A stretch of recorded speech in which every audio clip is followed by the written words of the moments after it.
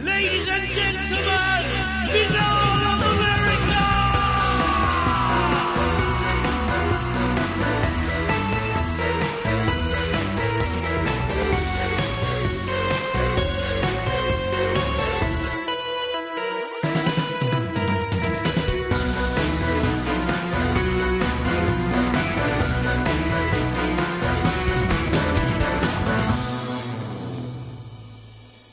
And now, ladies and gentlemen, your host, Tim Binnall. No commercials, no subscriptions, no network, no rules, and at the end of the day, my friends, no comparison. Welcome back to another edition of BOA The Revival.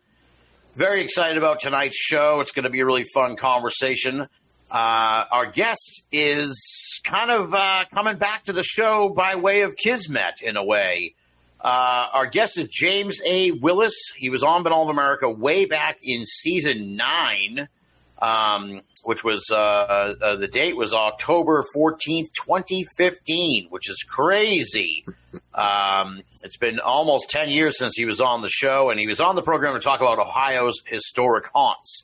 That was his book that had come out at the time.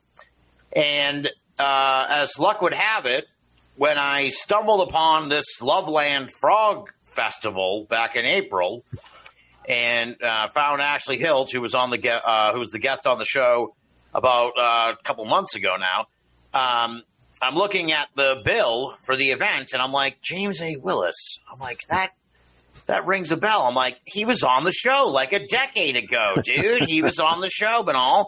So I'm like, we got to get him back on the program. His blog's fantastic. His website's really cool. He's got a ton of stuff that he's been up to, and he's been in the ghost hunting field. I was going to say business, but genre realm for 35 years. So he has a wealth of institutional and historic knowledge about how this has all evolved to share with us. I remember that was a big part of our original conversation, and I'm sure we're going to kind of explore a lot of that stuff too again tonight. So welcome back to the show, James.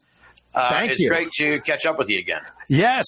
We were talking earlier about how we can actually see each other. I don't know whether the finished product will be able to see each other, but I can see you now. So it's always, 10 years. Wow. Thanks for making me feel really old all of a sudden. Dude, I feel really old because this field will do it to you. Yeah, absolutely. It's pretty crazy. And it's been a strange 10 years, too. So it's not like. You got that right. I was thinking about it. I'm like, 2015, that's like right about before the world went crazy. So it's. Yeah, you are right. Things were rather quaint in 2015. Now, it's been a while. So let's do the bio, the background. Let's catch people up. Who is James A. Willis? And as I said, you've been mixed up in all this stuff for 35 years, which is crazy. You know, I've been in this for almost 20 years, so it's like it's always great when I can talk to someone who's an old head like me, who's there you go. seen it all. So give us a little bit of the bio, the background, and how you got mixed up in this. Yeah, I used 1985 as the year that I actually went into this field professionally, but I just used that because that's when I turned 18. But I had been as obsessed with all things strange and spooky since I was a very small kid. I grew up in the Hudson Valley of New York State, which is just a weird place. And you've got everything from Tarrytown and the Headless Horseman. They had a UFO flap that was going around there. They have their own version of Bigfoot. You're not too far from the Pine Barrens in New Jersey. If you wanted to look for the Jersey Devil, you could go up to Lake Champlain for Champ. So I was always just really obsessed with these strange stories. And then because I read a lot, actually my mom said I didn't read, I devoured books, but I was always interested that when I was the one kid in the class that whenever there was a scary story or just a weird story, I wanted the facts. Yeah. I'd be like, is that real? Did that really happen? And so I got into doing actual research on, going to libraries and that weird stuff called the microfiche and all of that, because to me, not just a ghost story, but any kind of weird, scary story, to me, was even scarier when there was historical data to sort of back that up. You know, when people were like, oh, there's a headless ghost out in the woods there. Okay, well, that could be scary. But if you did your research and found, yeah, somebody did literally lose their head out there. To me, I was like, wow, is that sort of moving into that maybe ghosts could be real? Right.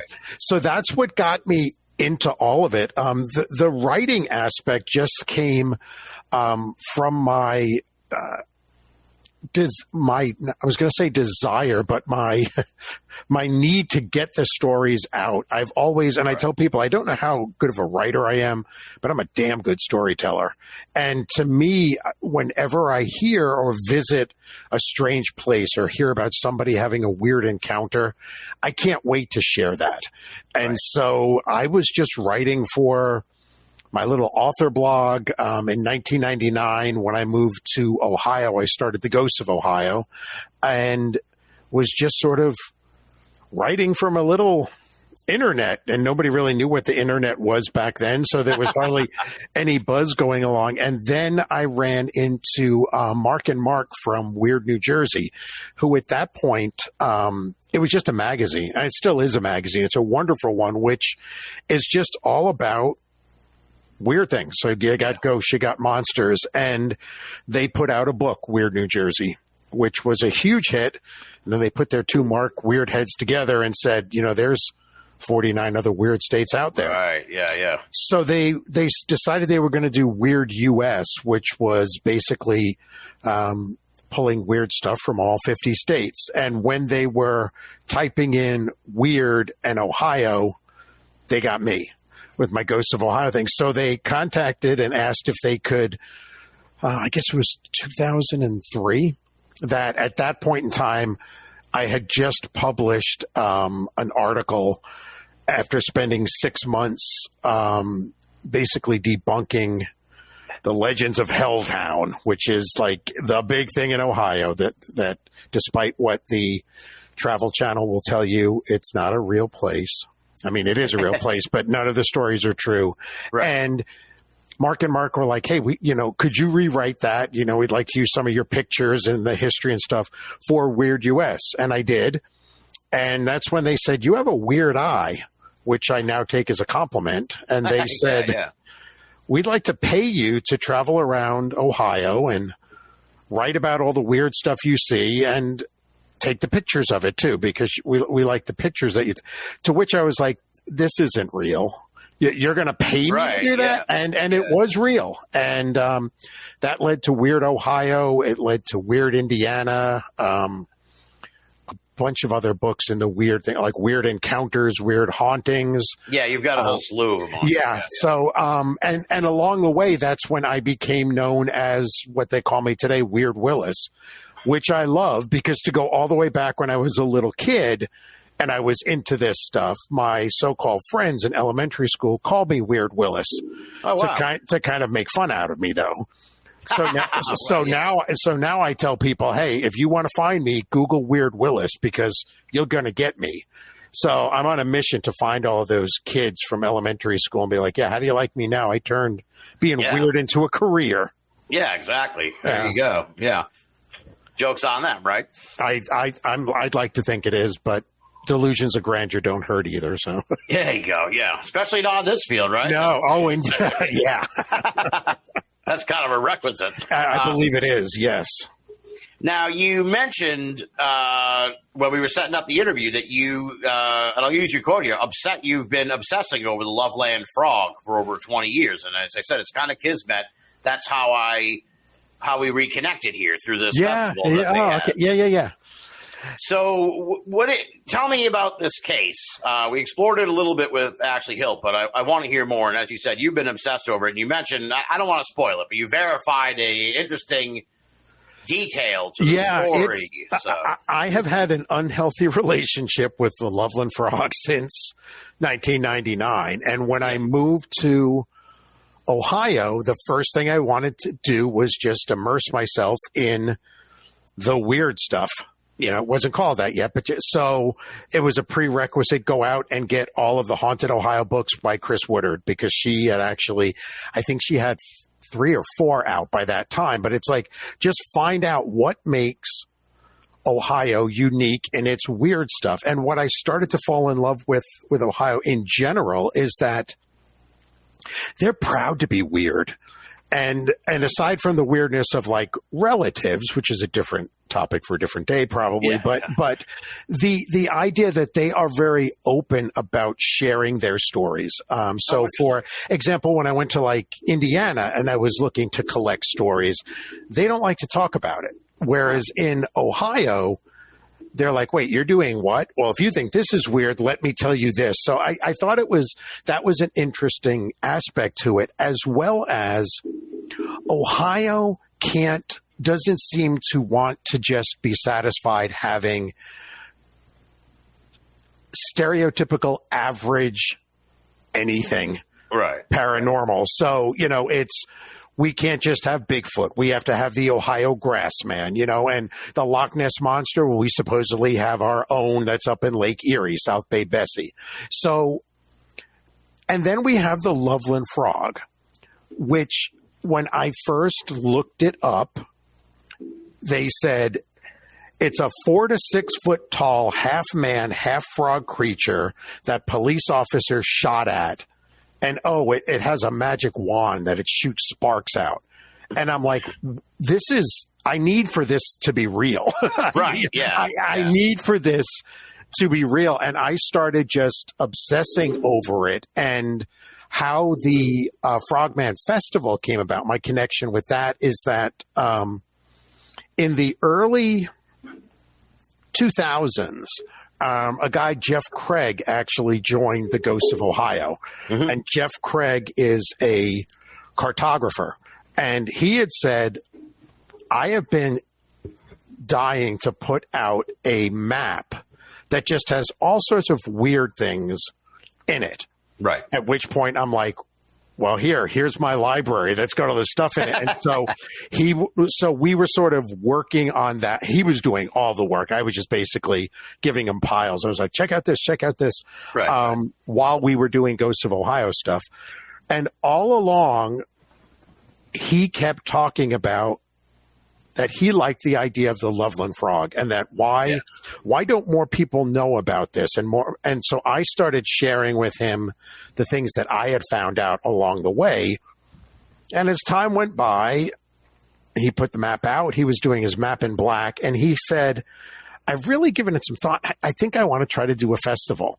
Yeah. And it was not originally met with the, I don't want to talk out of class here, but a lot of the locals were kind of like, I don't know about this. It wasn't really embraced. But being in that community, I knew, and Jeff really knew that, no, this thing is going to be huge. Right, exactly.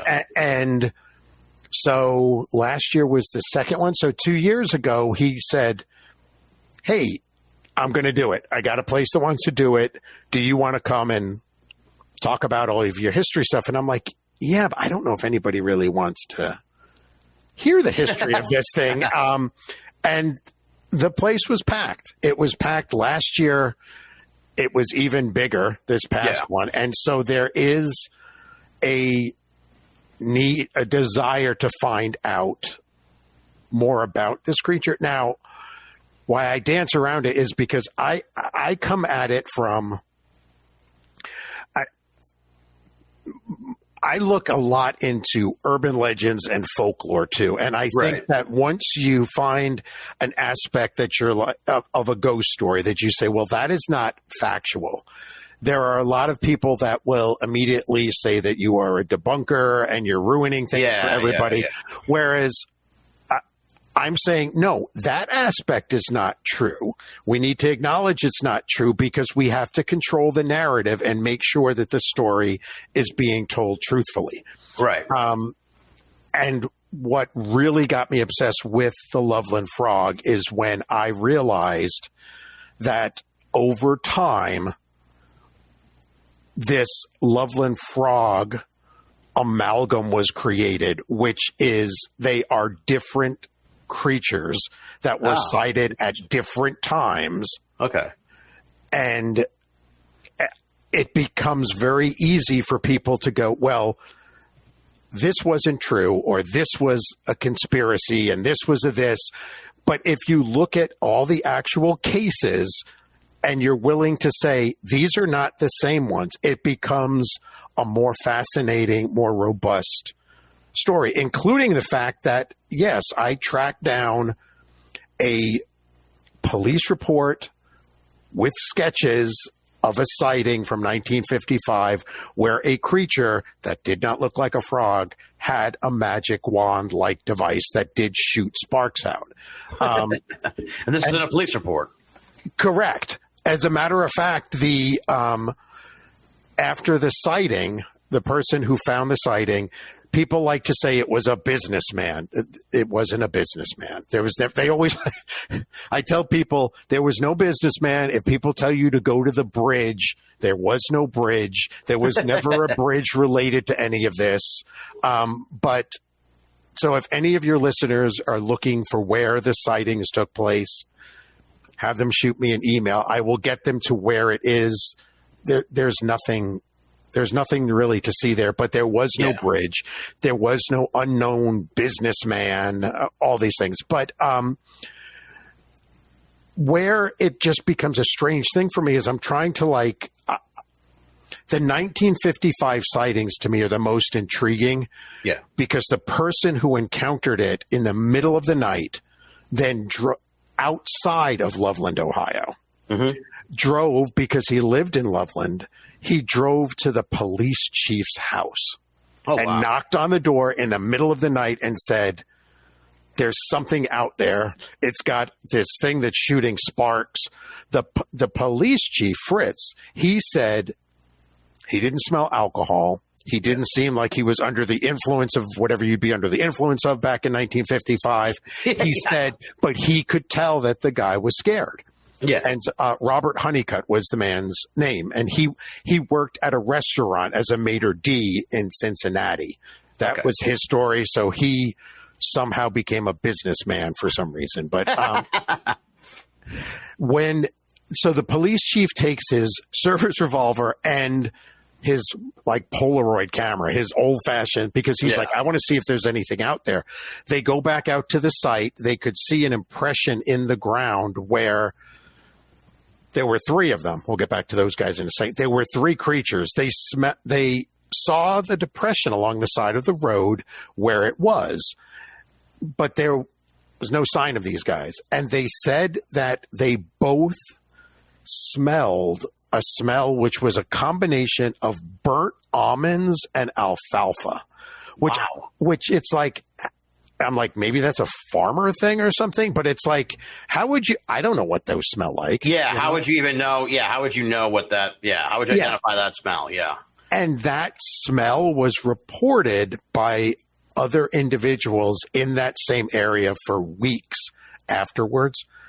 Now, the creature and the 1955 sighting is the first sighting of something that became part of this frog amalgam. Yeah. Honeycutt is coming home. He's getting ready he's cresting a hill. He's going to drop down the other side. And he sees what he said he originally thought were three people praying on the side of the road. He said that he thought they were praying because they were short. Okay. He got out of the car to see if he could help or what was going on. And at that point, he noticed, no, they're really that size. There was one standing in the front, and then he was flanked by two others, one on either side. Yeah. He said that they were about 3 to 4 foot tall. They were human looking. Okay. Except that their chests were bulging out at a very strange angle that he couldn't tell. The other interesting aspect in the description is that he said he couldn't tell if they were naked or if they were wearing a silver suit. Yeah, okay. He couldn't because they were entirely gray. Weird. He did not see any sort of seams or wrinkles except on their foreheads, but he said the wrinkles actually looked like they were painted on like a doll's. Weird. He said, and there are sketches of this. The eyes, he said, were small, like a doll's eyes. There was hardly any nose. And then here it comes. The mouth was long and wide, like a frog's. Gotcha. And that's the birth of the Loveland Frogman. Sometimes when you go back and look at these, you'll hear some people say, oh, it's the Loveland Frog, and other people say it's the Loveland Frogman. The Frogman, this thing that's standing erect that is somewhat a smaller human, that's the 55 sighting. Okay. Now, as Honeycutt is looking at this, he said that they all sort of very creepily sort of turned to face him. Didn't move towards him, but just kind of all of a sudden became aware of him.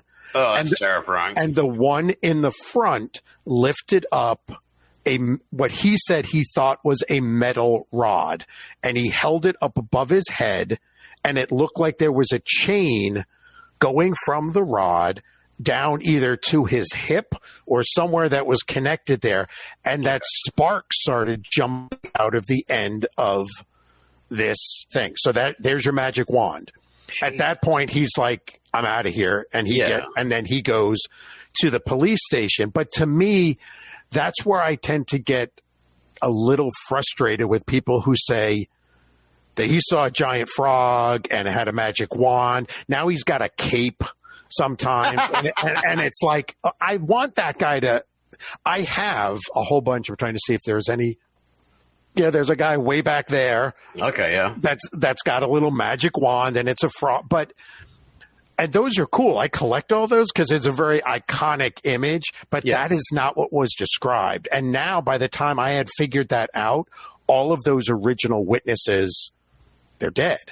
Yeah. And so it's like, how do you verify that? It gets even stranger when you start to start looking at 1955 as a whole. There were multiple reports of strange lights in the sky all around southern Ohio, going down into Kentucky, West Virginia, right around the same time as his sighting.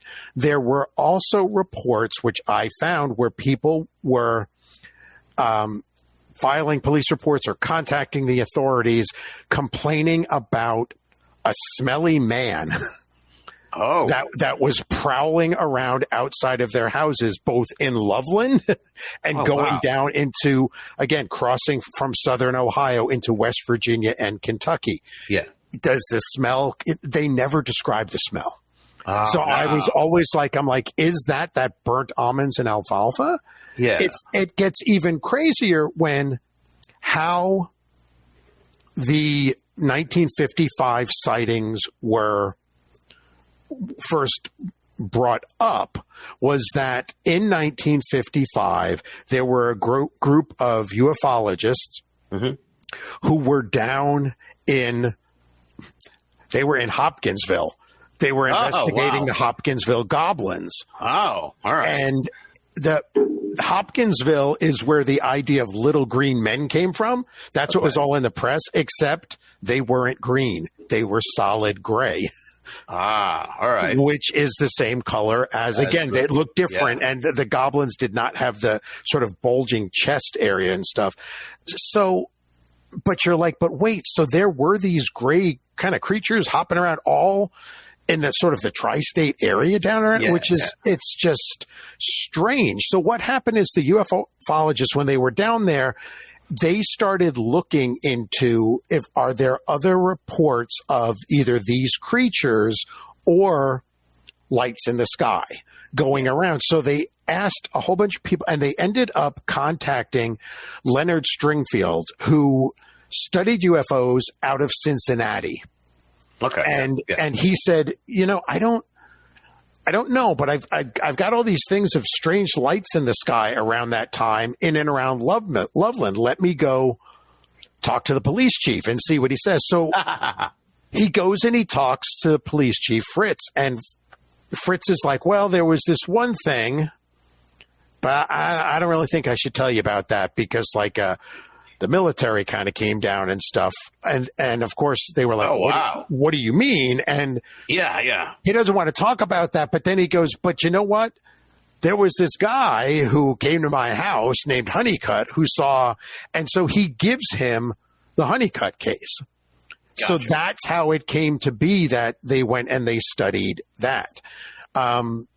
It's just fascinating. Wow. And that is just, again, we haven't even gotten to the 1972 reports, which involved police officers shooting at another creature. But to me, it's just fascinating because I'm like, there's so many levels to this. What were these three things? Yeah. And I always equate Honeycutt's actions to, I believe that he did see something that he believed looked and acted like that, because he does what witnesses that I tend to believe do, which people that are like, maybe I've had a bit too much to drink or what have you.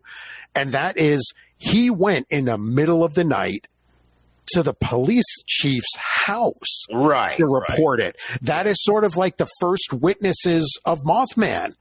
You know, Scarberry and Linda and them, they drove into the police station to report it. Yeah. The families that were supposedly attacked by the Hopkinsville goblins, they went into the police station. That's what happened up in Exeter too, with the Exeter UFO. Yes, exactly. And that's not what, if you're out, you know, and you're having some fun with friends and you're doing whatever, and then you're driving somewhere and somebody says, I just saw this giant creature chasing us, we should go to the police. You know, I would be like, well, I'll drop you off, but you know, I'm not getting involved in this. And so I find it incredibly interesting that Honeycutt went to the police chief's house in the middle of the night and woke him up. So I do think there's some validity to something. Yeah, absolutely. Yeah. That's what I was thinking when you got to that part of the story where it was like, okay, this guy wouldn't, you know, you just, no matter how out of your mind you are on whatever, it's like you know better. Like it comes with the territory. It's like you want to avoid the cops, man. So correct. You certainly don't go to the police chief's house. If you have any reason why he would want to, you know, want to be like, all right, man, we're taking you down to the drunk tank, dude. Right, like, exactly, yeah. And the fact that the police chief was like, all right, cool, I'll go check it out. You know, I think that says a lot. Yeah.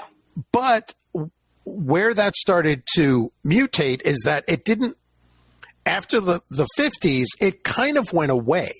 It just seemed like it was like a one-off. You know, there was a bit of strange things that were happening all around in that area, but then it stopped, which I like, because it's like, let's dig deeper into that. That doesn't really work well when a story like that slips into folklore or urban legends, because you need to you know, like a good urban legend is, you know, you take somebody out, you take a girlfriend out into the woods and you're like, here's a scary story about a guy with a hook for an arm, you know, and then she gets really scared and wondrous things happen. And then, you know, a couple of years later, you take another girl up there and you're like, yeah, this is a guy with a hook for an arm. And she's like, I'm not scared of that. That story is not true. And then you're like, oh yeah, but there's a satanic cult up here too, you know, so you have to, you know, good folktales and urban legends, they never die. They just have to mutate every couple of years. Right. And that's what happened with the 72 sightings. Because, again, nobody talks about the 1955 of being a frog. Other than its mouth being long and wide like a frog's, there is no, it didn't hop, it wasn't webbed, it just looked like a short, gray, somewhat deformed human. A humanoid, if you know. Yeah. So I was thinking, yeah. So in 1972,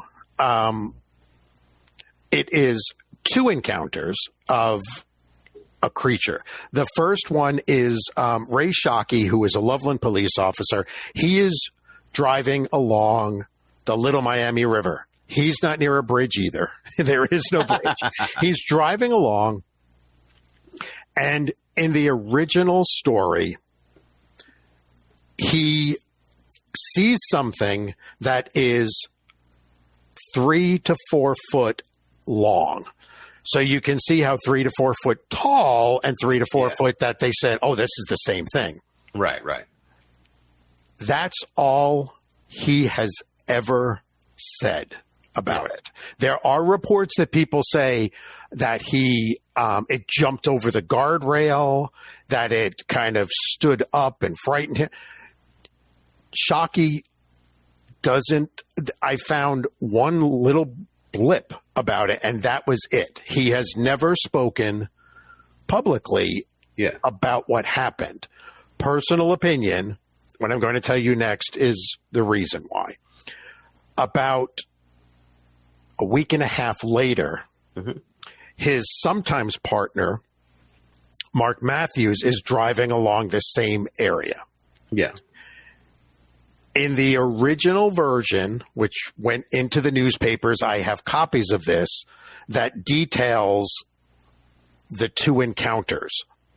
The only person that is interviewed is Matthew. Shockey does not add anything to the narrative.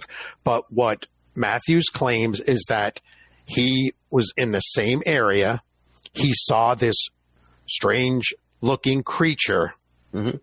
He didn't know what it was, and so a very Ohio thing, so he shot at it.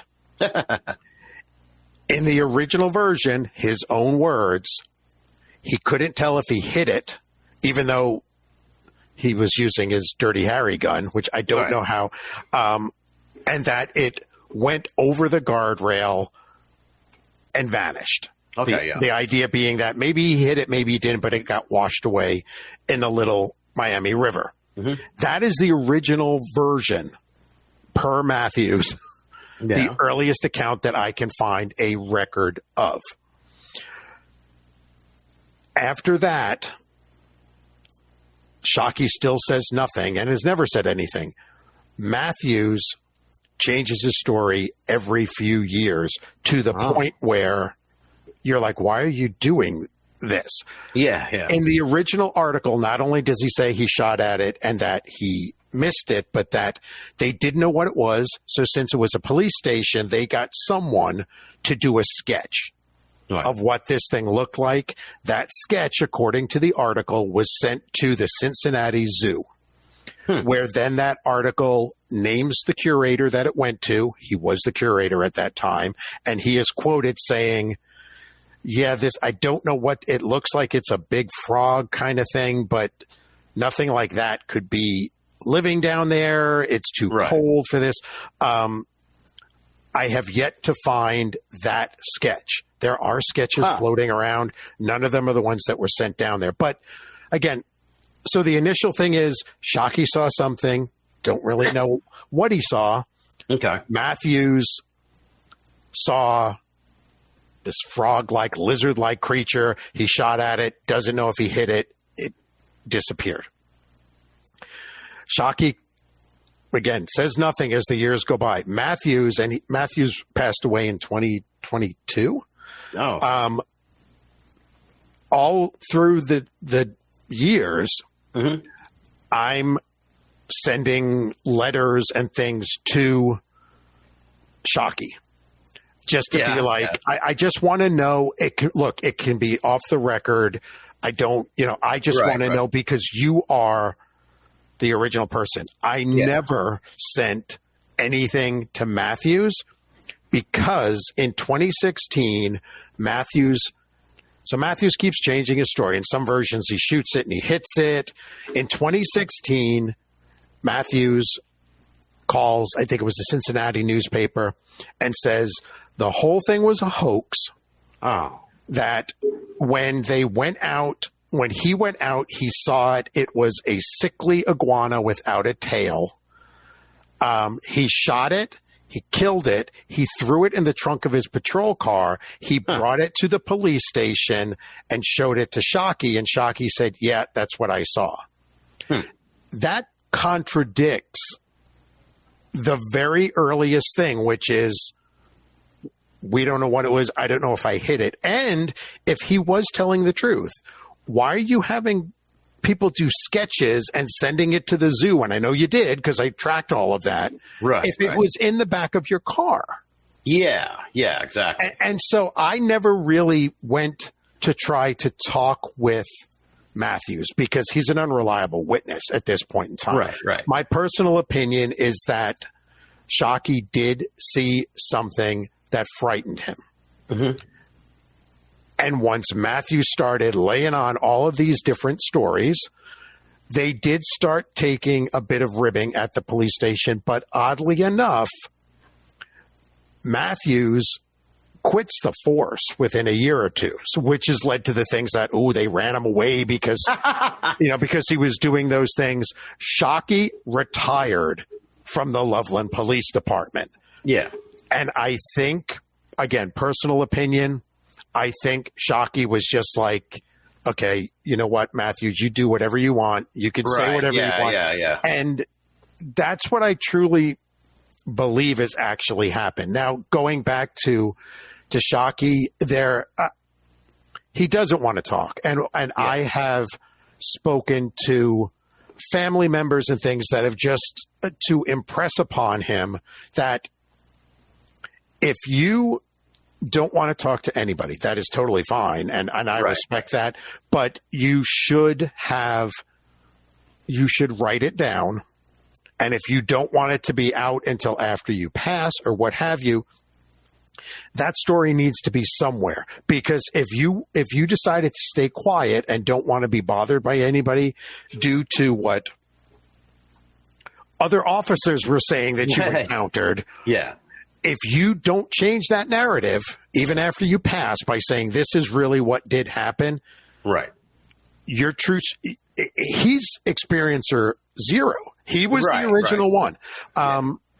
So now, again, that is the story of the Loveland Frog, because in all the versions, even when Matthews allegedly claims it was just a tailless iguana, it never stood up and acted like a man. So the two stories just got jammed together. But interesting. I even went so far back as to find that this is how obsessed I am, is that I'm like, how it doesn't make sense that if it was an iguana that had lost his tail, how did he not realize there's a weird thing that if you're plugging away at this thing in the middle of the night, he said that it had illuminated in the car's headlights. I don't know why he's not recognizing that as being something terrestrial, even when it got away, if it did get away. The other really just odd thing about it is this is where I'm like, I'm in too deep. I got to pull myself out. I discovered that if it's, and I've got to go back and look at the records, I want to say it's like 50 degrees, but iguanas basically freeze. They and you can go out there. If you're going to laugh at these, you're doing it. Don't do it out in public. But you can find things on YouTube where when the temperature drops in Florida, so do the iguanas. They just go into like this hibernation where they just fall down. And you can pick them up and move them around by the tail or do whatever you want to do. When the temperature goes up, they just kind of wake up and go about their day. It's so I went and I looked at the temperature back in March of 1972 when those sightings supposedly took place. They were in the middle of the night and the temperature was below freezing. So even if that iguana was real, it ain't moving across the road. It's going to be frozen there if it was alive at all. So it's, I just keep going back to, I believe that, I know we are dealing with two different encounters, and Matthews, I think, kind of muddied the waters to the point where the original witness was just like, I don't want to get involved in this anymore. I mean, it's entirely possible Matthews just kind of heard this Shockey story and then kind of jumped on, was like, I'm going to tell my version of this. And it's like, but maybe nothing even happened with him. It's kind of exactly. And the tipping point regarding my believing or not believing Matthews all goes back to, if you're saying you did shoot it and you killed it and it was in the trunk of your car, explain why multiple articles that I have at the time, shortly after, of the sightings, where you're taking resources to do a sketch and then sent it down there. And the people who did the interviews, who did the art newspaper articles, did interview the curator who had seen that sketch. Yeah. So why are you doing those things if it's in the trunk of your car? Yeah, that's very strange and kind of like it's suspect. It's just weird. Yeah. Like, to overuse the phrase. But yeah, it's just kind of like, why are you, if you made up the story, dude, like, I mean, maybe he was just a super prankster and was like, I'm just going to keep this thing going. But it's, but I like what you said about Shockey, in that you're absolutely right that even if he doesn't want to talk to anybody now, he should get this down on paper, because at least then his story in his own words is immortalized. Right. Because otherwise everybody will just interpret it and take it on their own. And it's like, I would be wanting to at least have the final word, I guess you could say, on the record. Exactly. And he, by all accounts, he is a very low-key, down-to-earth kind of guy. Yeah. Who doesn't really talk about that anymore. Mm-hmm. But if you go and Google Loveland Frogman, you're going to get this half frog, half human creature with a magic wand. And I think he's like, what has happened? I think he's like, what happened? I just saw something. I didn't know what it was. There was also an author that, an interview with Shockey ended up in a book that I've come to find out he might have not known that was going on the record. And the person had actually just showed up at his house to do that. And so I think those sort of things might have pushed, again, personal opinion, might have pushed Shockey to, I'm not talking about this thing ever again. But I have told his family, friends, and relatives to at least impress upon him, if not for anybody except yourself, to make sure that your story holds true as to what you really did encounter. Just write it down, put it somewhere, just be, make a little time capsule. Don't open it for 20 years or something like that. But it's, unfortunately, when stories of what I believe are legitimate encounters, be it ghost monsters, what have you, if there's no forward movement in the story, we tend to like to make things up. It's that, hey, it's been 30 minutes. Let's wrap this whole tale up. We've got to figure it all out. And I think that's what's becoming of the Loveland Frog amalgam, is what I call it. But to me, there's so much more to try to figure out. It's like, is there a connection between the 55 sighting, what was going down in, all around the Kentucky and West Virginia, and you've got goblins down there. Is there some sort of connection? And is the connection terrestrial that was actually on the ground, or is it something that our government was messing around? It's like, where did these things come from? Because you can find all sorts of cases from 55 in that area of foul smelling or unique smelling silver or gray creatures. Interesting. I've even looked back into, because some people will say, well, the 1955 sighting isn't real because that was around the time when A Creature from the Black Lagoon thing came out. And I was like, that doesn't hold true, because while, yes, there was a Creature from the Black Lagoon, that does not look anything like what this witness described seeing. It didn't come out of the water. They're again smashing together Loveland Frog and Frogman things into this Gillman going on. Yeah, that's such a lazy sort of thing where it's like, well, he got it from the movie. It's like, well, what do you mean he got it from the movie? Like, it's going to see something, dude. Like, it's not correct. Yeah. Well, it is interesting. You mentioned. I want to ask you. So in '72, when the Shockey sighting happened, this is all in Loveland, right? The two separate sightings. Correct. In Loveland. Okay. Yes. So were So when this happened in 72, they were, I guess it wasn't that it was 17 years. So they must have still been aware of the 55 event, right? It was was it sort of a carryover in a sense? It was on there, but it didn't really, it wasn't as if people were saying, has the Frogman returned sort of thing. Yeah. Because again, the 55 sighting was was a humanoid figure, right, that was standing on two legs, and it had a strange smell about it. So when it got to 72, I don't think they ever made any conscious connection. Like, I wonder if this is a relative of the 55 guy. Yeah, so they were treated as independent sort of things. Gotcha. Okay.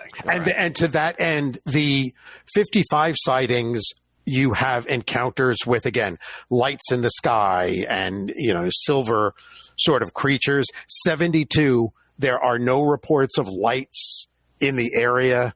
There are no reports of, they like to throw Men in Black into the equation.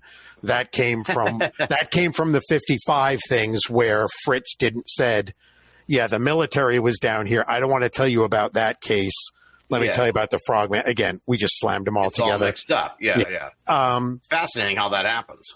Yeah, and to me, I love it because I've got the little thing where I'm like, well, this connects to here. There's exactly. connection. Yeah, that's what I love doing. I love doing the actual research. And somebody told me on one thing, they were like, I did a deep dive into this one thing that they were talking about, and I was like, what does that mean? And they were like, well, I kind of looked at a couple of articles, and they were basically went, I think, 3 or 4 deep on Google.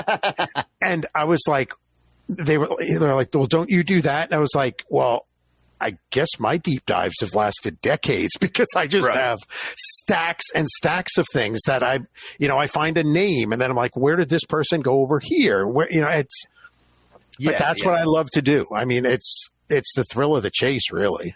Yeah, exactly. It's a really cool, as you say, amalgamation. Yeah. It's interesting.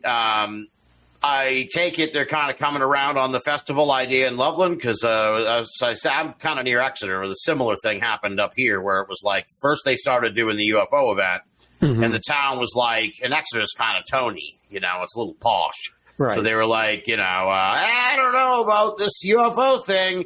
And by like year 3 or 4, they're like, hell yeah, man, we're all about the UFO festival, and like expand it and make it a weekend-long thing, and the whole town's involved, and it's like, oh shit, they realized, okay, hundreds or, if not a few thousand people are going to be coming to the town this weekend. This is the biggest weekend of the year for us, so let's jump on it. Yeah, it's what Jeff Craig did, which I think was essential into this being as successful as it was, is that he goes around to all of these different festivals and he sells his maps. Right. And so as he was going around, he started seeing that there were all of these like artisans and vendors who were coming together for these, in some cases, purely fictional creature. Yeah. They all had, I mean, obviously Mothman is like, you can't, I mean, that's like the big thing. I mean, it's right. But you had all of these little places that were having festivals for a creature. And Jeff and I were sitting up one night, just drinking and talking about these different things. And it hit upon me that when I really don't get asked to do many conventions, and which is weird because I spend the bulk of my time giving free presentations all around the state. Yeah. And they're normally very well attended. And part of it goes back to, again, I'm really good at telling stories, but I don't really have I also call BS on things that aren't real. So a lot of ghost people are like, no, we can't have you doing that. And so when I started looking at all of these paranormal things, most of them are like, well, here's this para-celebrity and he's going to talk about this. And it's kind of like they're all jammed in there. But then what Jeff was talking about was they were artists. It was almost like, this is not a reflection of the quality of it, but it was like a flea market sort of thing where people were coming together and they had paintings of Bigfoot and they had T-shirts and things like that. And I was struck by that in that it was like, they're not really coming together to say, does this thing really exist? It was more coming together over bringing people together over a common love for weird stuff. Yes. Yeah. And so it was less about, is it real? It's more about, hey, this could be kind of fun, which is why when Jeff asked me, I'm like, I don't know if they're going to like this, me talking and saying, here are the facts. Yeah. And they did love it. But I think to your point, I think Loveland started to embrace it because they got it. It was less about, well, Loveland, you people are all a bunch of freaks. You think there's a giant frog hopping around there and doing stuff. It was more about coming together over a love of strange, weird things. And that's what I think Jeff really hit on that has led to being such a success. And I mean, he is in a bagpipe and drum thing that he's been doing for years and stuff. He's a drummer in it. And he just decided that at, I believe it was noon. I don't know. It was for prior to one of the presentations, he had a bagpiper who was going to be like the Pied Piper, but it was, and he marched the bagpiper through the convention floor, and he invited people for a costume contest to dress up as your favorite frog or anything you wanted to be. So like the Hodag was there and stuff. And right around noon or whenever it was, the bagpipes start, and here comes this parade of just giant frogs and cosplay people and stuff. And again, it was less about, so what would the Loveland Frogman eat? It was more about, look at this. This is all strange and weird, and it's pretty harmless. And so that's what, again, I think Jeff has really hit on something that is why it's become so successful in just 2 years. Yeah, absolutely. Yeah. And it's interesting. I was talking about this a few weeks ago with our guest Tanner Boyle, because he had just come from a MUFON convention in Pennsylvania. And it was like, that's the old way, like where people get together in the Holiday Inn banquet hall for 8 hours, and it's like, that's cool. That's like the old style, like the traveling circus kind of aspect of the paranormal. But what I've seen, and you're touching on it now, is like there's a real. I'm a big fan of this one up in Whitehall, New York, the Whitehall Bigfoot Festival. Very similar. There's a festival. There's a change to these festivals now. I've noticed. I think probably I guess we got to credit like Mothman and Roswell. They kind of started it, but now it's like you got the Exeter one, you got the Whitehall one, you've got the Loveland one, and it's like that seems to be where this is moving. Where it's like kind of like what you're saying. Rather than just we all get together and hang out in the Holiday Inn banquet hall and sit in chairs and don't move and studiously do the thing and listen to the lecture for 45 minutes about what the thing was. And, like you said, like this next guest is going to talk about what were the hands like? And it's like, we're going to do 45 minutes on the hands now. Right.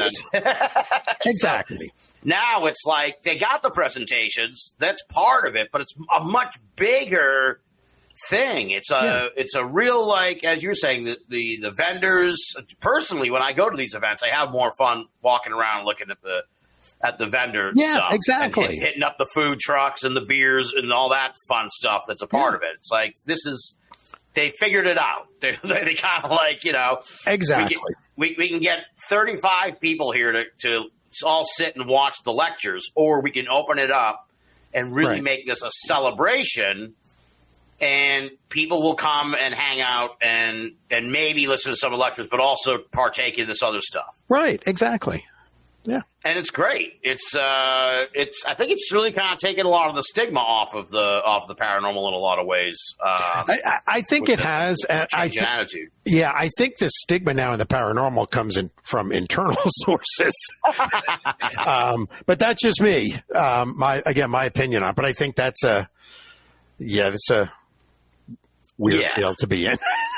Yeah. Well, let me see what I want to ask you about. Well, let's talk about this because I was blown away. I was looking at your blog. You talked about this Helltown story. Yes. And what amazed me is you have a blog post that's about Destination America did a show on Helltown, and like it's all fictional. The show, it was like a 2-hour special, and you even say like these are actors, like they're like credited as actors, like at the end. It's like what kind of like it's mind blowing. It's like what a dumb thing. Yeah,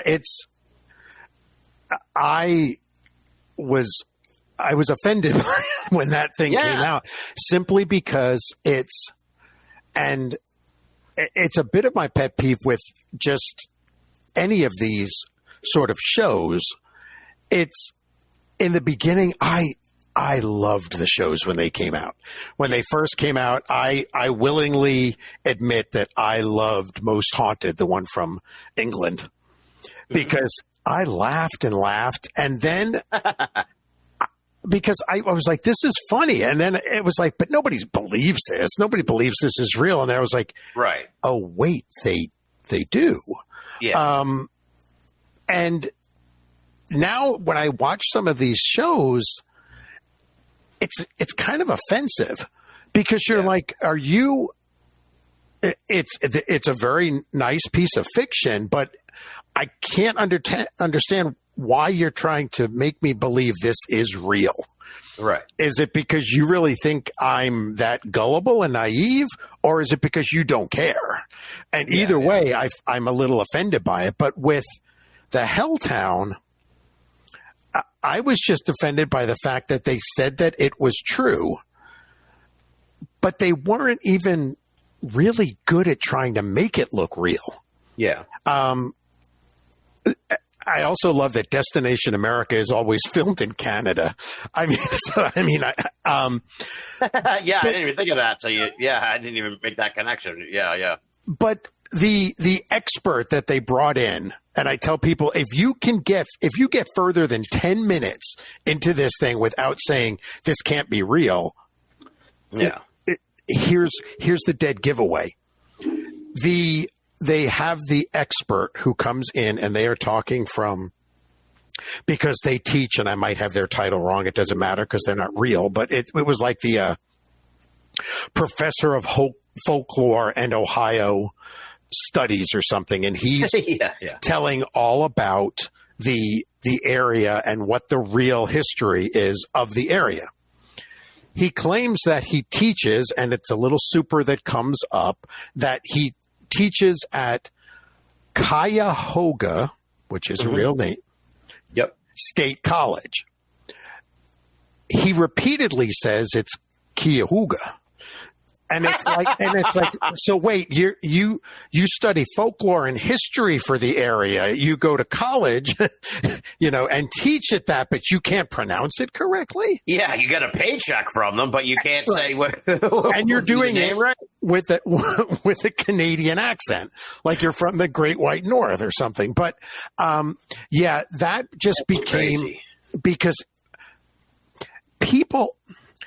The long and the short of Helltown, which is where the stories came from, is if you can think of any weird urban legend, it was somehow attached to this area they called Helltown. How you got into Helltown was you went past the road closed sign, but the road kept going. That road closed sign, if anybody sees it, if you just type in Helltown road closed sign and it's the one shot, it's a really kind of grainy thing shot in green, like night shot. That is my most borrowed picture on the internet. I never get credit for it, but that's mine. Oh, wow. I'm not bitter. But they said the road kept going, and it does. And if you went back there, you would find all of these very nice abandoned houses, and you would back then. And that what had happened was there were various different stories and legends associated with it. There was a serial killer who kidnapped a school bus load of children, drove the bus down in there, and killed them all, and the bus is still down there. And at night, the ghosts of the children would appear in the seats. And so the people tried to pull all the seats out, but the ghosts kept coming back. There was at one point down in this area, an old school bus with no seats in it.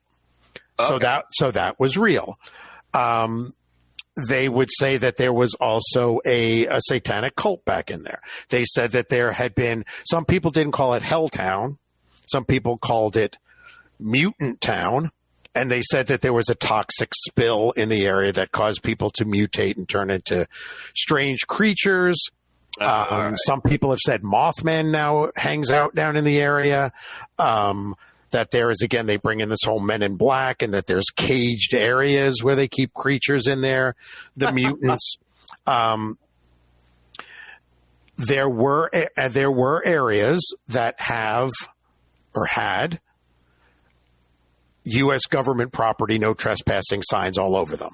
Right. I was actually gifted several of them when I was up there investigating all these things. So all of these things exist.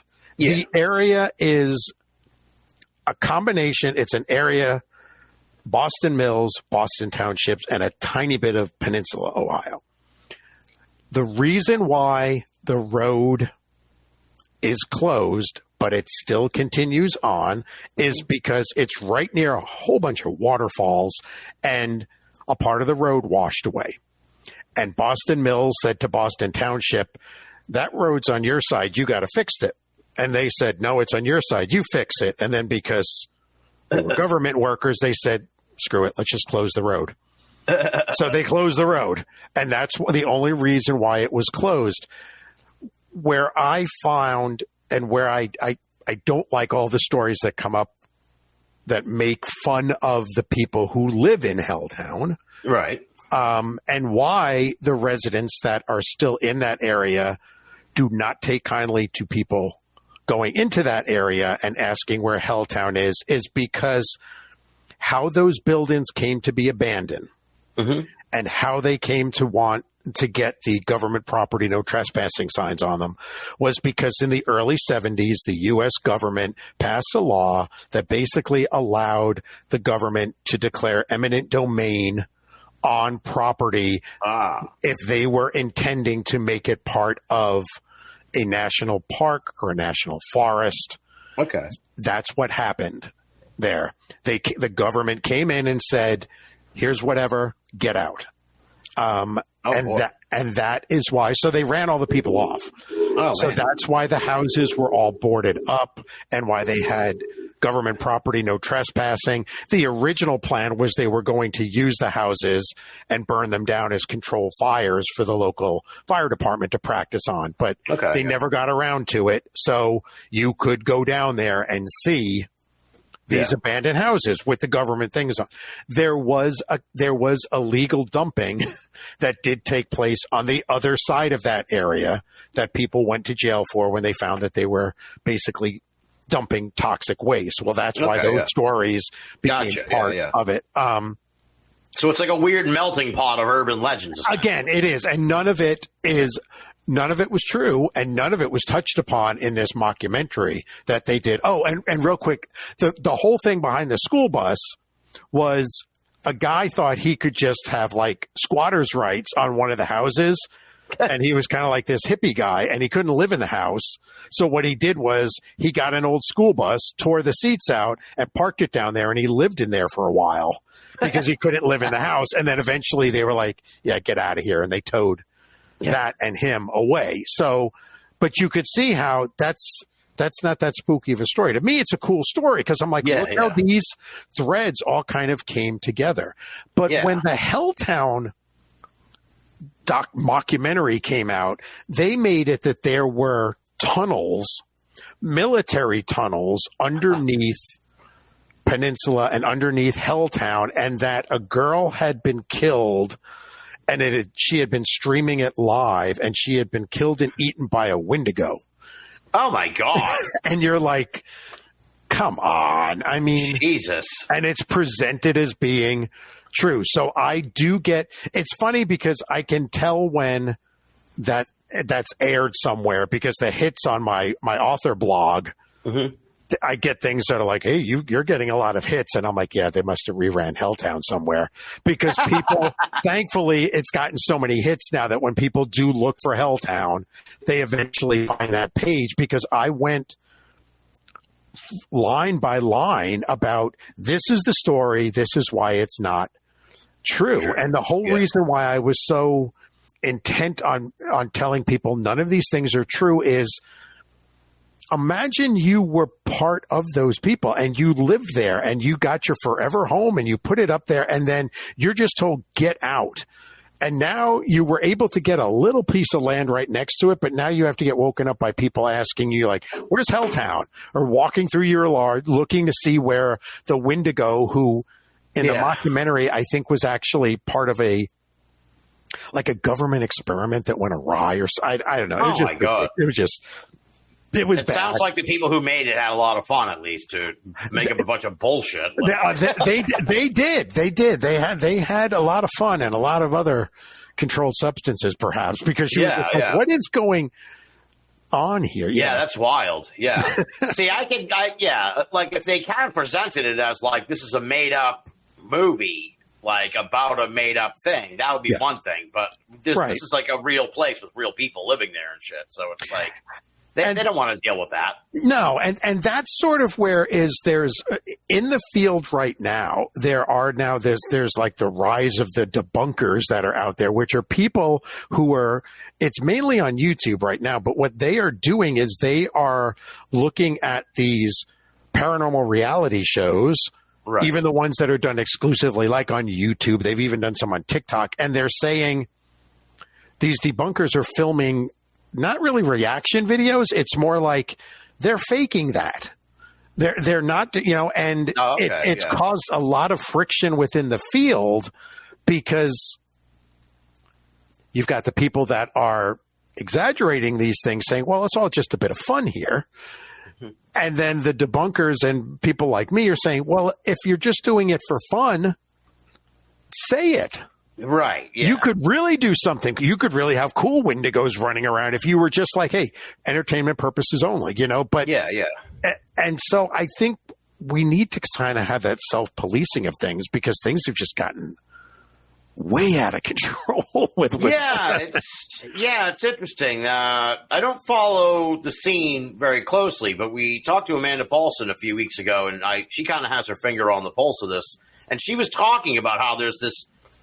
Well, it's interesting. You talked about sort of when the TV shows first came out, and it is interesting that it's like back in the day. Now it's like maybe only about 20 years ago now, but it's like back when the TV shows first came out, especially like 10 years ago or whatever. The whole thing was like, okay, you start your ghost group. The goal is to get a TV show, right? That was the whole thing. Yep. That was their raison d'etre for being a ghost hunting group.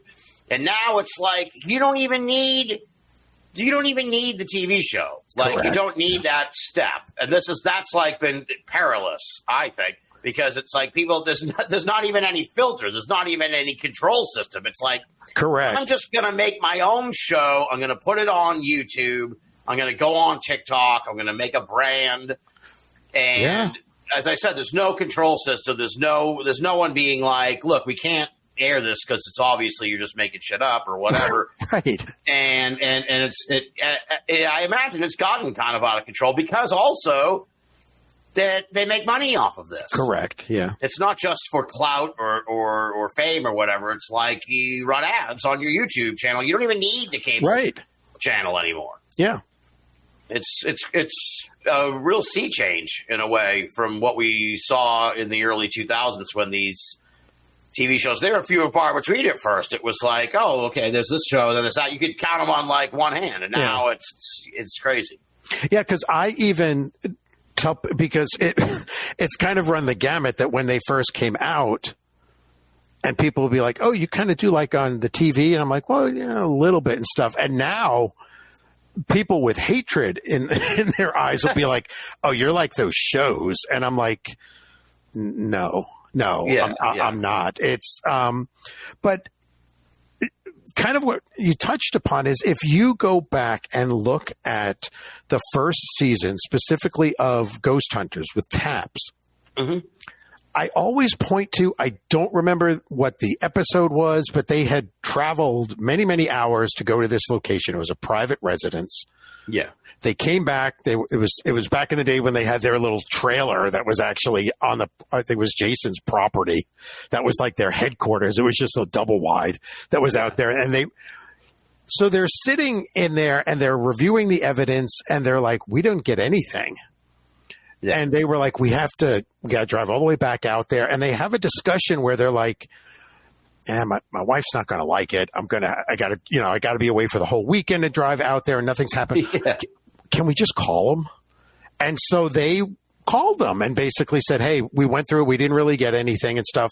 And the client was like, okay, cool and stuff. And everybody went on their merry way. And I'm like, that's reality. Yeah, that's refreshing. But that's not going to get return viewers, especially if you have a show that's called Blank Hunters. Yeah, eventually, they're going to have to catch something, or you're not going to watch. Right, exactly. So I get that. It's an interesting dichotomy between it, but it's for me, I just stay out of all of it. It's interesting. Have you now? You've been doing the ghost investigations for decades now. Yes. Have you seen? We talked like 10 years ago.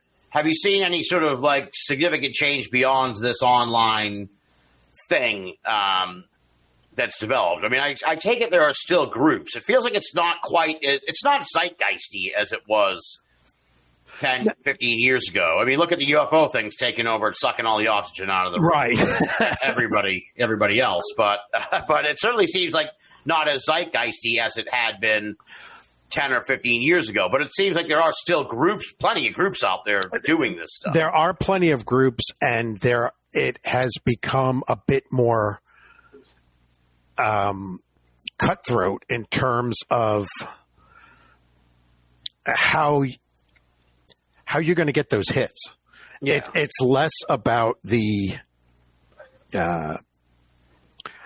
quality of the evidence and whether or not you can actually look at it and do. I have always said that my goal is to get empirical, measurable data that hopefully I could actually replicate. Yeah. If not, I want to actually put it forth. I always said that I would love for my stuff to be peer reviewed. Mm-hmm. I don't know what the peers are now. Yeah, I was going to say because it's a lot of infighting that takes place. I have noticed that there is a somewhat disturbing for me trend in that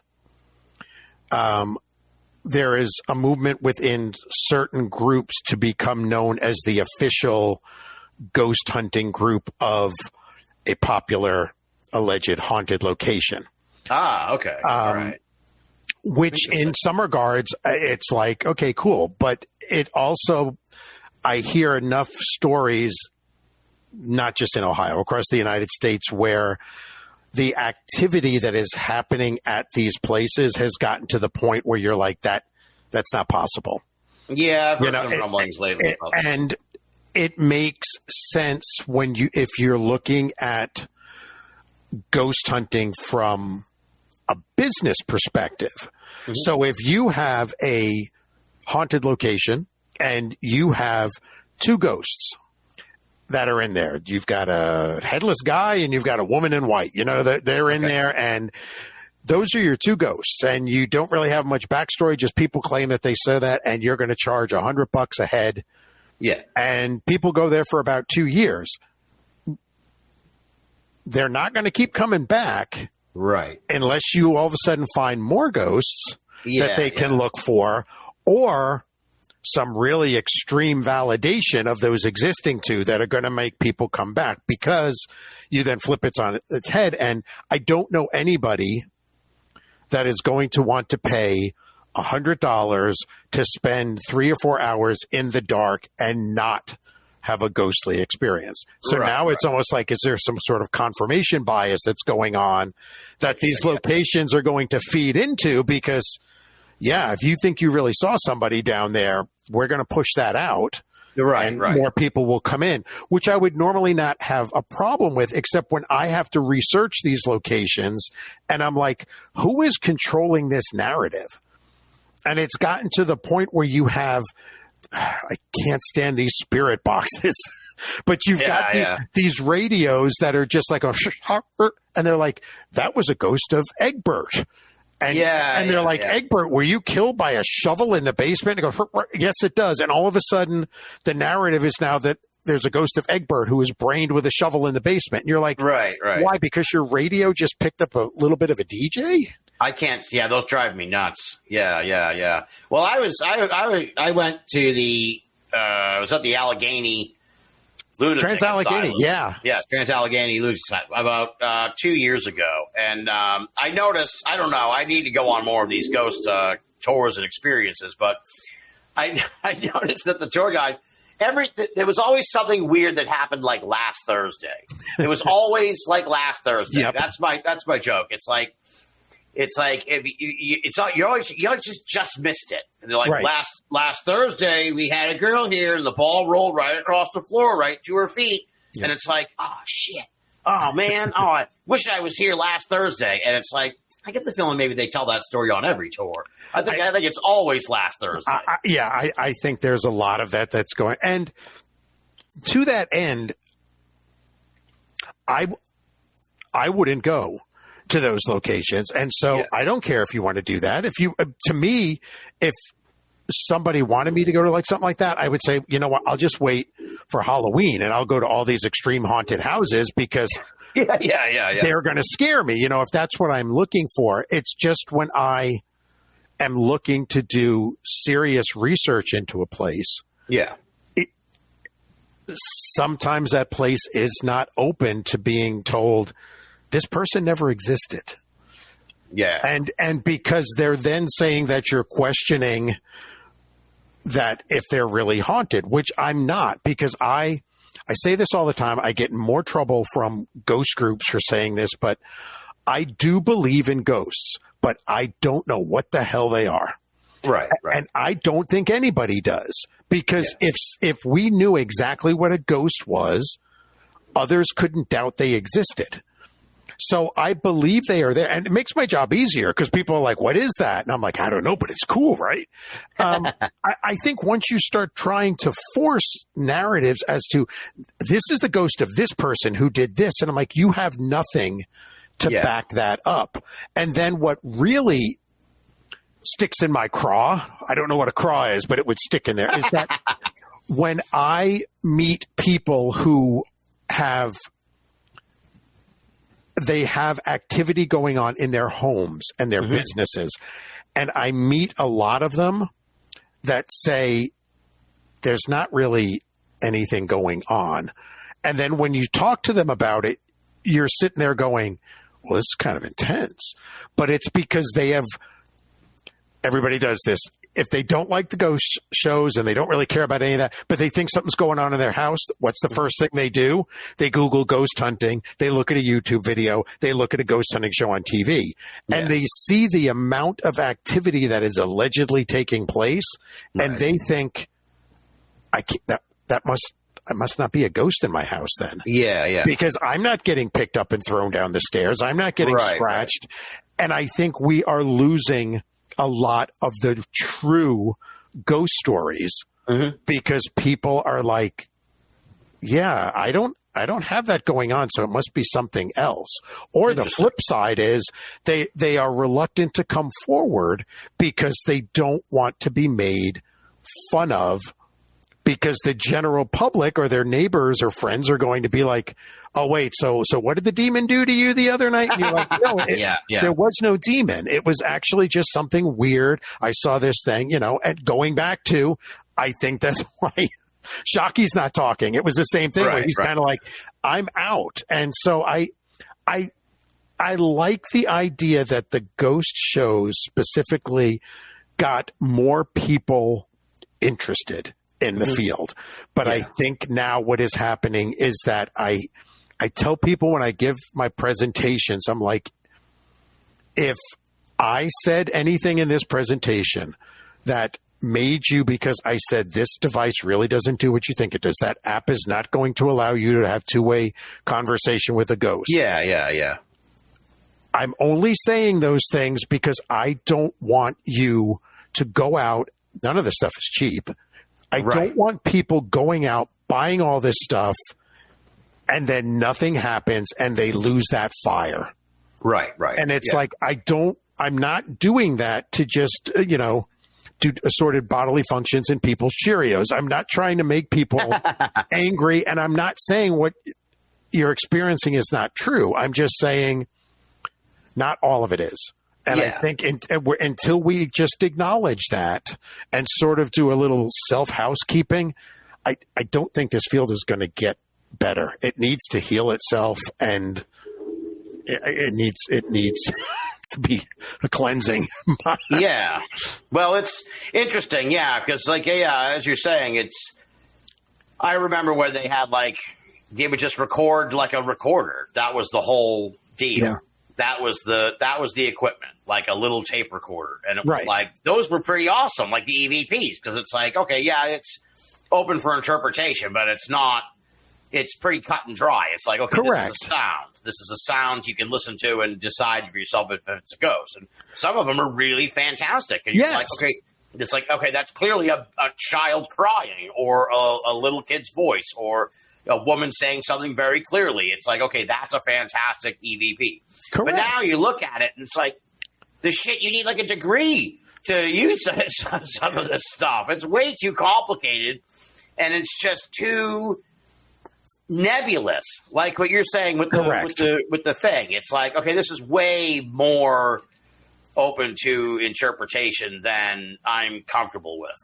Yeah, and something that I put out with my group, the Ghosts of Ohio, we put out a free newsletter every other month. It's just a PDF. We email it to people, and it's got book reviews and movie reviews. But one of the things that we do from time to time is when we hear about this new piece of ghost hunting equipment, we buy it. We don't ask for one for free to do a review on because we don't want to be held to anybody. We go out and we buy it, and then we break it apart. And we're like, what is it really doing? And again, it's not to make fun of these people. It's to protect people that are trying to go out and have a serious interest. Because to that end, to where you were saying you would just use a little digital voice recorder. Now what they have is they left behind. They used to call the radios like Frank's boxes. They don't call them that anymore because that had the negative connotation to it. Then they became ghost boxes. Now they have spirit boxes. They have these devices that go for upwards of $500. Mm-hmm. That is nothing but a cheap transistor radio that is put inside of there. They put all sorts of like Christmas lights around this thing, so it looks like it's doing all sorts of things. But the answers, the sounds are actually filtered through cheap guitar pedal effects. Huh. So you are getting something now which is going like, and you can hear the echo going in it, but they're saying, no, that's a ghost. It's actually saying a complete sentence. And you're like, no, how does that work? Right. Yeah. I always get a big kick out of when they're like, yeah, I got this EMF detector and it detects ghosts. And I'm like, how does it do that? And you're like, well, if the level goes up, and I'm like, well, what level means ghost? Right. It's like, how do you have a device that detects something when you don't know the mass or the density of what you're trying to detect? It's not like, so yeah, it's always fun to hear when these people try to talk about, or the, oh man, what's the stick figure thing that everybody, stick figure, the X-Cam or it's the thing that you're supposed to put it up and it will show ghosts on there. So, and they always show up as stick figures and they're always walking and stuff. Oh, and weird. And these things go for coin. They're not cheap.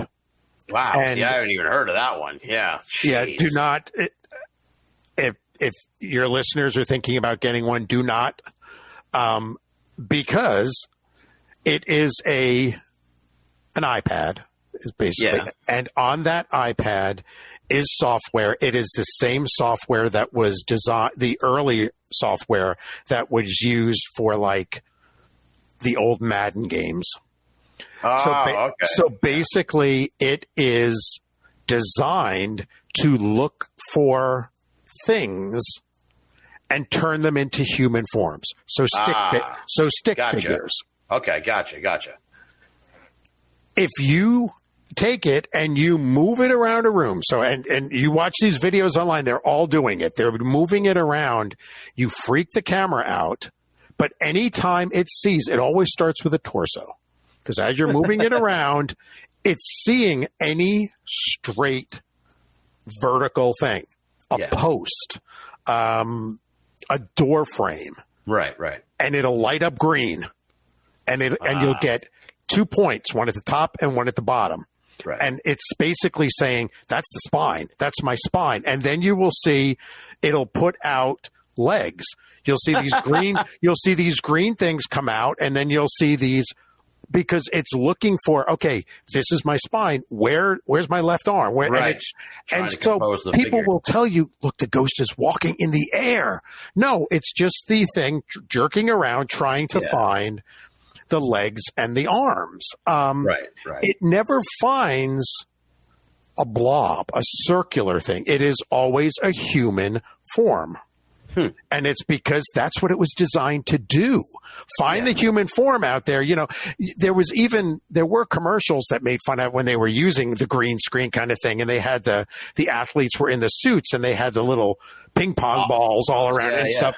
That's exactly what this program is doing. Wild. And what you can do, and we've used that once we figured it out, we were like, whoa, there's okay, well, at least we're saving some of our fans this money. But when we looked at it and we said, well, okay, well, how can we use it on an investigation? So what is the trigger that's really making it kind of act wonky? And it was like, because it's trying, because when you're moving it, it's constantly searching to try to find figures and turn this into human figures. And so we came up with the idea, let's lock it down. Let's put it on a tripod, lock it down, and just point it down a hallway. And it did. It freaked out for a little bit and made stick figures, but then it stopped. Interesting. And so it taught itself, oh, what are you doing, program? What are you, stupid or something? Yeah, that's just the door frame. You're not going to find legs there. And it would stop. And so we could leave it on for the entire night, pointing down a hallway, in theory being, okay, now if all of a sudden a figure goes across the hallway and there's nobody there and nobody's down in that area, that's a little weird. Yeah. We had one instance where that did happen, but it was so quick we couldn't tell if it was just glitching. But the idea being is that there are still ways that you can use this equipment on investigations. Yeah. It's just not going to find a ghost walking on the ceiling for you. Right. And you have to actually kind of adapt it to using it correctly in a sense, where it's like, if you just take it out of the box and try and mess around with it, it's like, it's designed to kind of fool you. That's the deal. It's also the same in a way. I feel like an old head here, but it's like the apps. Like I hear there's these ghost hunting apps. It's like, correct. I wouldn't even get involved with that stuff. Like, you don't even know, like you say, you take apart the stuff. Yeah. The pieces of equipment, like, you don't even know what's in the app. You don't even know, not you, but I mean people. Like, correct. You don't even know how this may be programmed to mess with you, to make you believe that you're seeing ghosts and shit. Right. Yeah, exactly. It's computer programming and stuff. It's you can't even look at the parts. Right. And a lot of times what we do, and I tell the people who are interested in getting an equipment, I'm like, what do you want to get it for? You know, they're like, well, it's going to find ghosts. And I'm like, well, you could do that on your own. I'm like, you can go and make up your own sort of equipment. I mean, the one thing that I was really proud when we came up with is we always try to put ourselves in the ghost shoes. Right. And we're like, okay, well, if a ghost is doing this, how can we detect that. So, for example, you hear a lot of stories of where people say, I hear the steps creaking. The ghost is walking up the steps at night. Mm-hmm.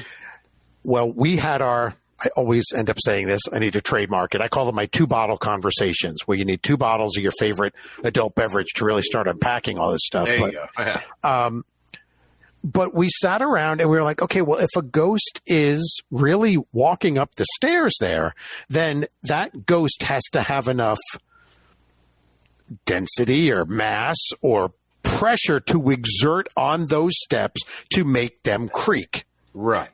So we were like, well, let's get pressure plates and run them up the stairs. And so we got a runner rug, and initially we were trying to cut up the little pressure plates off the old Nintendo, the dance pad, because we were like, well, there's got to be pressure plates in there. And that was a whole thing that dearly didn't work well. But then we just got these regular motion and pressure plate, sensors. Yeah. And we ran them up the stairs. It's stuff that you can get that are designed for like high school science experiments. Yeah, you can get all kinds of those things. They go right into a data logger, and then you plug them into your laptop, and you've got the screen. You can see all the stuff happening. And we had instances where we would hear things on the steps. Those things would trigger a long time. We've had instances where we had atmospheric changes, the EMF, the humidity, I believe, and then the temperature that were going from one flight of stairs down across a landing and down the next, that mirrored changes as if a human form was coming down the stairs across the landing, turning around and going back up. But there was nobody on the stairs. We were looking at the stairs. We were actually expecting an investigator from upstairs to come down. I was going to yell at them for leaving their position. That you're supposed to stay. Yeah. I can't say that's a ghost, but I'm like, but that is at least, here is the data. Right. And you can look at that data for the past hour or two, and there were no fluctuations in any of those sensors. Then there was one that just tied in with the activity. Now, again, is that a ghost? I don't know, but that does at least lend itself to ghostly-like activity. Yeah.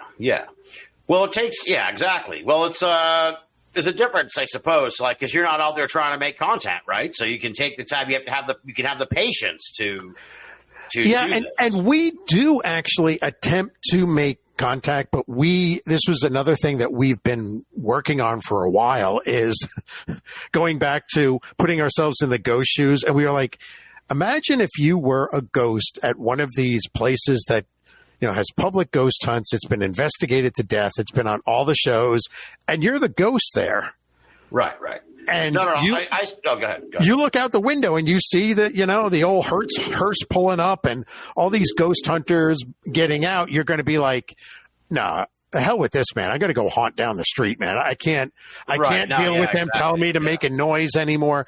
And so we started looking at things saying, how can we make ourselves more approachable or more likable to the ghost?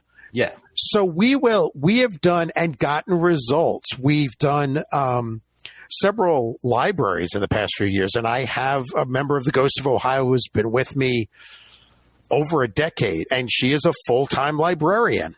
Mm-hmm. So if in some of those libraries, they thought it was a former head librarian or a former employee of the library. So what we do is, for the investigation, we bring Sam in, and she sits with the other librarians, and they just talk about the library. And sometimes they ask the ghost questions about the library. Other times they just have a conversation about it, and we record all of it. But we try to make ourselves likable. We've started incorporating. It came out of a conversation where I was like, in today's world, there are so many things that divide us. What are some things that actually bring us together, regardless of our belief systems? What brings us together? And it's music. And so what we started doing is looking at, okay, what time period did this ghost supposedly live in? And then we play like the top 10. Yeah.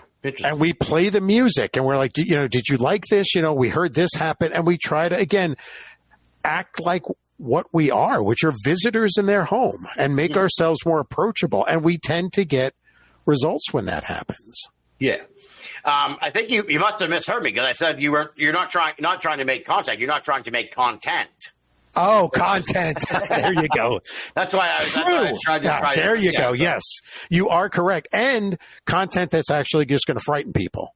Right. Exactly. Yeah. It's whenever I'm writing a book that is focusing on people who believe they've had ghostly encounters in the building, what I do is I've done it for years. I still do it. It's always one-on-one interviews. Right. So that I can look them in the eye and see if I'm going to call BS. Mm-hmm. It's never happened. But I can look them in the eye and be like, they really believe this. Yeah. And I think that's the power of the ghost story. But the other thing that I do is that I tell them right out of the gate, I don't want you to scare me. I want you to just tell me what happened. Now, if it turns out that it was a disturbing thing that did frighten you, that's fine. But I don't know when we got to the point in time where we were that ghosts were going to get us. Yeah. When we became adults, and this kind of machismo thing where it's like, I'm going to fight you, ghost. And I'm like, yeah, I don't. I feel sorry for the ghost, to be honest with you. I'm like, that would stink. If I either consciously or subconsciously, I got stuck here, or I chose not to move on. And now I'm trying to communicate, and these idiots aren't even looking at me. I think I would get frustrated too. So it's like it's weird. Yeah. Well, and talking about putting yourself in the position of the ghosts too, it's like there's a certain the whole idea, like the hunting, theme has kind of like I get why it took off originally, but it's like, again, you talk about a cleansing of the field. It's like, let's do away with the hunting aspect. These are people. Like, they were people or whatever, we think. And it's like, maybe we shouldn't be fucking hunting them. Right. Like maybe, right. That's just a completely antagonistic approach to this thing, And I get that it's sort of like a play on words or whatever originally, but it's like, and I guess maybe it goes back to like Ghostbusters or something, but it's like, let's just try and bridge the gap here between us and them, and maybe they'll be more copacetic to sort of enlightening us to their presence. Yeah, and I think to that end, I think the whole idea of the point of ghost hunting, I think that's gotten lost, because I think right now it is to have scary, entertaining content. In whatever form you choose to put it in at. And so any stray knock that they hear, it's a ghost, because we have to move on. It can't be, that wasn't really anything. Yeah. Because people are not going to tune in. I mean, I wouldn't even tune into that. Okay, so you're like a seasoned ghost investigator, paranormal investigator, let's say. Maybe you can help me now. I'm going to be going. I'm going to be doing this. I don't do these a lot, but I befriended or I met. Really, we're not friends yet. We're going to become friends though. These they don't know it yet. This paranormal group here in New England, and they're going to do. I'm going to be go. Oh. I got to get in the I got to get in the basement. Oh no, that's the tornado warning. That is indeed. All right, to be continued, my friend. All right, let's call the show here, James. I can't. That's the perfect way to end the show. There's tornadoes coming in through James's community. We have to end the show right on there with the ghost. We will get you back on the show, my friend. I absolutely love this conversation. It will not be another 10 years, and you have to get down to the basement. I do indeed. Thank you very much. Take care. Get out of here, and I'll do the plugs for your stuff after that. Bye-bye. Good luck. Good luck. Thanks. There you go, folks. That might be one of the most unorthodox endings to Binnall America that we've ever had here on the show. James is, as you know, he's in Ohio.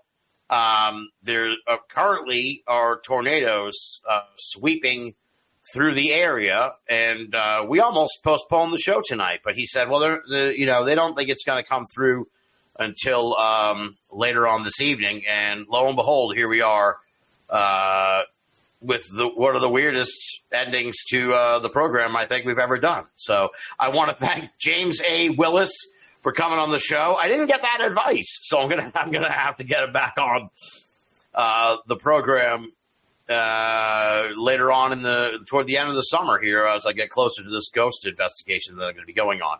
You can find out more from James. He was on Binnall of America back in October of 2015 with Ohio's Historic Haunts. And you can find out more from him at strangeandspookyworld.com as well as ghostofohio.org. As I said, we're not going to wait another 10 years to get James back on the show. I really enjoyed that conversation. I really dig how he's no bullshit, man. He's no bullshit about this ghost stuff. And ironically, in a weird way, I was thinking of this the other day. Here we are, we're like 30 plus episodes into the BOA revival, and I haven't done sort of any of these classic sort of things at the end of the show. We just fucking roll out the interview. We just start, finish, and I kind of don't even address the audience. So I guess we'll by kismet here that we had to cut the interview short, and we're still recording here. I guess I'll do just a little bit of in-house housekeeping, if you will, and just say thank you to all the Binnall of America listeners who've been on this ride with us since last October. It's been awesome. I've been having an absolute blast, in case you haven't been able to tell. It's been so cool. I've learned so much just in the last 7-8 months or whatever since we've been doing these shows. Reading a lot more paranormal books and learning about new authors and learning about their research. Alex Masuo comes to mind, Justin McHenry. I mentioned them when I was on Conspiranormal a few weeks ago. There's just a couple off the top of my head, but there's so many more of the guests we've had on Binnall of America, the revival. It's been a joy. I've really had a lot of fun. It's been a blast doing these shows. So thank you to all the folks who have gotten on board with the revival. Since we began rolling it out back in October. I don't see any end in sight. We've got a long list of proposed guests, and remarkably, again, I was thinking about this the other day, we have yet to even go back and double up on guests so far in the season, or whatever you want to call it, in the revival. We're still rolling along with new guests every week, a few returning guests every now and again, but lots and lots of new voices that have not been a part of the Binnall of America catalog. And it's been really cool. It's been really cool discovering new folks. And as we go along, I'm sure we're going to start doubling up and bringing folks back here for second appearances on the revival. And I guess sort of on that note, in a way, beyond who you'd like to see back, who would you like to see on the show? As I said, I have not addressed the audience since we launched, really, that I can think of. I think we maybe did it on the very first episode of the revival. So, of course, you can find me at Facebook, Binnall of America. You can find me on Twitter, or X, as they call it now, under Binnall, Binnall. We're talking with the guy who did the website refresh like 10 years ago. We're hoping to do a website refresh. There's really nothing on the old Binnall of America site. It just pushes you over to YouTube and Spotify and Apple Podcasts where you can get the shows. The website's just a vehicle to roll out the latest shows. So, of course, as I said, you can find us on YouTube. You can find us on Spotify, Apple. I mean, if you're listening to this now, you know how to find us. So I'm old school. I'm not used to this kind of thing. But apparently I'm supposed to ask you all to review the show. So give us 5 stars or whatever and leave a review for Binnall of America. Subscribe to the YouTube channel. Apparently that's helpful. They tell me. I don't know. I just fucking have conversations, man. And then I put out the shows. I'm not crazy about promoting this shit. BOA is an acquired taste. If you know, you know. Binnall of America. We've only been around for almost 20 years, right? And on that note, like I said, and if you want to contact me, if you can't figure out how to do that through Facebook, Twitter, or YouTube, just punch in Binnall of America, write to me, info@binnallofamerica.com. Send me your thoughts, send me your feedback, let me know who you'd like to hear on the show in the future, who you'd like to hear back on the show, ideas for programs, topics you want to hear about. Always interested in that kind of stuff from the BOA listeners, especially you hardcore folks that are still tuning in here at the end of my little ramble fest. So on that note, we close it up here. I hope everything works out okay with James. Again, you can find out his stuff at strangeandspookyworld.com as well as ghostsofohio.org. He's written a ton of books, and I can't thank him enough for coming on the show. And, of course, I can't thank all of you enough for your enduring support of this program after all these years. You guys are the absolute best. Until next time, this is Tim Binnall, thanking you for listening and signing off.